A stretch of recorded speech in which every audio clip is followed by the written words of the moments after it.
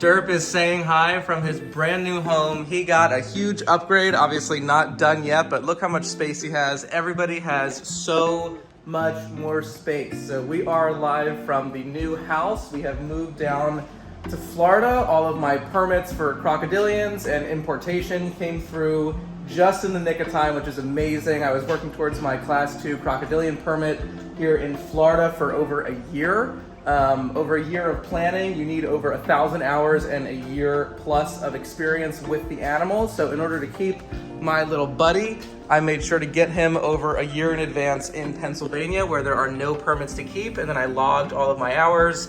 I connected with people to write letters and stuff like that. You need letters of recommendation, you need a certain number of acres, you need to pass a cage inspection, all that stuff. So I did all the research, and literally like 4 days before we were supposed to bring him down, the permit got approved. If it didn't, I would have had to wait longer to drive down, which would have sucked, but the import permit for all of my animals also came through literally the day before we were supposed to make the drive, which was absolutely amazing. So everybody got big upgrades. Here's my buddy Grindle. He's hiding behind that water bowl. He just got here 2 days ago, so he's a little bit nervous still, which is totally expected and okay. But this cage is 8 feet this way, 4 feet deep and 4 feet high, which is absolutely awesome. Excuse the mess. It's been a lot of work. This is a 6-foot cage. That's empty for now. We have my Emerald, she's hanging out. This, again, needs to, put foliage in it and stuff like that. That's also a temporary cage. Believe it or not, this 8-foot cage is temporary. He's gonna get really, really big, so he might actually get to be the length of this whole cage, which is kind of like insane to imagine, but very exciting. We got the AC, we're in the garage, so the sun heats it, which is pretty cool. So I only really have to cool it because it stays hot here. We got my little buddy, the sand boa, he's hanging out in there.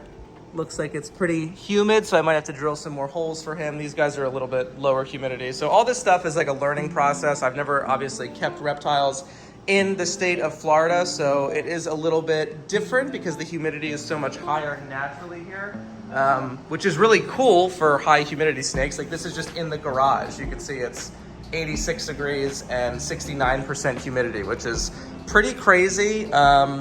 Pretty cool as well, so I'm happy about that. We got Miss Luna, my favorite snake. Again, these are temporary. I just had to get them set up until everybody got here, and now I can start making them pretty, giving them a little bit more cover. We got my ball python in there, my Ackie monitor. I don't know if you can see, his tail is right there. He's hanging out in here.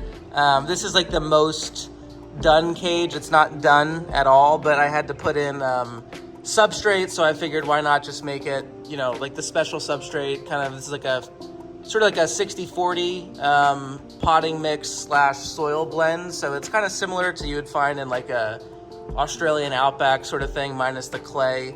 So that's kind of what we're going for there. He loves to dig. You can see it holds burrows really well. That's like a perfect hole that he dug, which is really, really cool. We upgraded my turtle, Tubi. She's eventually gonna live outside in a pond, but again, had to make do with the timeline and get all this stuff done in just like a week. So couldn't really do anything fancy, build any ponds outside. So she's just got, the standard basking platform, the water. She obviously needs more decorations as well. Like I said, this stuff was very last minute. So we got down here on July 14th. And I basically had until July 28th-ish to build all this stuff. And get everything ready for all the reptiles. We also have 3 cats, so we had to like cat proof. If you have cats, you understand cat proofing. So yeah, everybody's doing awesome so far. We also made these name tags.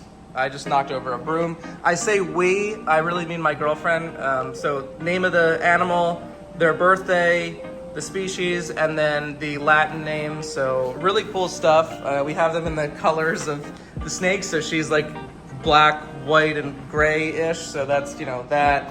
Peely is a banana ball python, so he's white and yellow, all that kind of stuff. Rufus is an Ackie monitor, so kind of yellowish, brownish, orange, all that kind of stuff. Really, really cool. I'm really excited to move this stuff back into the house. They're actually redoing the floor right now, so I'm very ready to have this not in the garage anymore, because you can see that, like, I'm trying to get in the corner here. it would actually be very open, but we just have these appliances in the middle, so it's kind of a pain in the ass. But those are gonna be moved. Obviously, this is all temporary. Like I said, we have our doors because the floor is getting redone. And then right here, eventually, next to Tubi, my turtle, I'm gonna build a large pen on the ground, either probably there, I'm assuming, or kind of where I'm standing. But that is going to be for the 3 baby Aldabra tortoises that I'm gonna be getting in the next month or so. I went down to Sam Pascucci's at Florida Iguana and Tortoise Breeders. So he's in Fort Lauderdale, so he's a little while away from me, but I drove over and picked out 3 baby tortoises. He let me have like one of the first picks, which was super nice. So we got 3 picked out, number 4, number 14, and number 26. He numbers them on the back of the shell so you can tell, you know, which babies are yours, and then he can keep track of them. So gonna be getting those pretty soon, which is really exciting. Like I said, they're probably gonna go in this sort of area right here, but yeah, big things to come. Those babies need to stay inside, or either like, not inside, but kind of protected for at least a couple years, because they're little. They're like, you know, like probably 7 inches of shell from front to back. So things like raccoons and big birds or foxes or coyotes can still kind of harm them or eat them. So they're gonna be going in the garage for like 2-3 years, probably closer to 2, but around 2 years until they beef up. And then once they beef up, they're gonna be going outside with the other guys. So long term, the goal for outdoor enclosures is to have my buddy Grindle, who, if he's a male, he's gonna get 8 feet. He's looking like a female, so probably closer to 5.5 to 6 feet, which I wish he would get to the full 8, but I love him no matter what. So he will go outside, which will be awesome. Luna might go outside depending on how big she gets.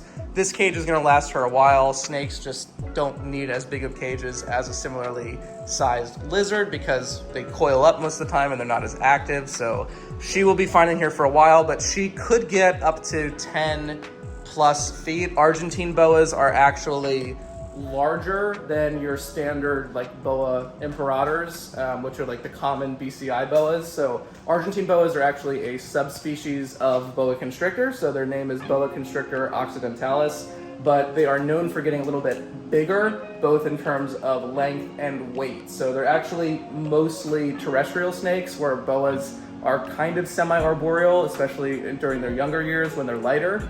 But they are heavy-bodied snakes in comparison with regular boas, so they don't really spend any time in the branches or the trees, except for when they're complete babies.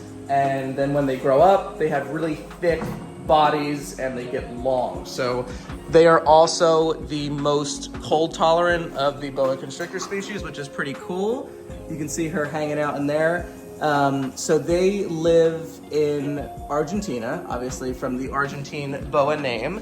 And if you were to flip the hemispheres, basically over the equator, they would live in the same region as like where Northern California, and like kind of like Oregon, Washington State, like that sort of northwestern region is. So they can handle temperatures that get down into the, you know, 50s, sometimes even maybe high 40s. I'm not sure exactly the numbers, but really cool about them.